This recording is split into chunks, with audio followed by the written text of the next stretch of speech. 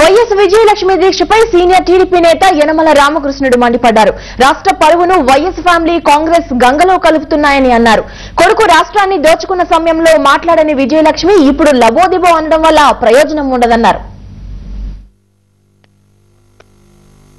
ఆంధ్రప్రదేశ్ యొక్క పరువు గాని గంగలో కలిపినటువంటిది వైఎస్ఆర్ కుటుంబం, కాంగ్రెస్ పార్టీ. వాళ్ళు దిగమింగినటువంటి ఆశనంతా కూడా ప్రజలకు కల్పించే వరకు కూడా పోరాడుతూనే ఉంటుంది తెలుగుదేశం పార్టీ. ఈ ప్యాలెస్లన్నీ కూడా ఎక్కడి నుంచి వస్తున్నాయి?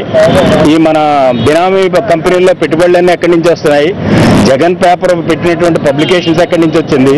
లేకపోతే టీవీ ఎక్కడి నుంచి వచ్చింది? లేకపోతే పేపర్ ఎక్కడి నుంచి వచ్చిందని ఏనాడైనా మీ అబ్బాయిని అడిగావమ్మా విజయమ్మ గారు?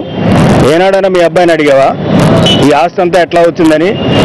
ప్రజల ఆస్తి కాకపోతే ఎవరాస్తి ఇదంతా కూడా? అంచేత ఆనాడు మీ కొడుకు దోచేస్తా ఉంటే చూస్తూ ఊరుకున్నటువంటి తల్లి దోచేసినటువంటి కొడుకుని అరెస్ట్ చేస్తే అయ్యో బాబోయ్ అని గుండ్లు బాదుకునేటువంటి పరిస్థితి వస్తే ప్రజలు క్షమించరు ఎవరిని కూడా.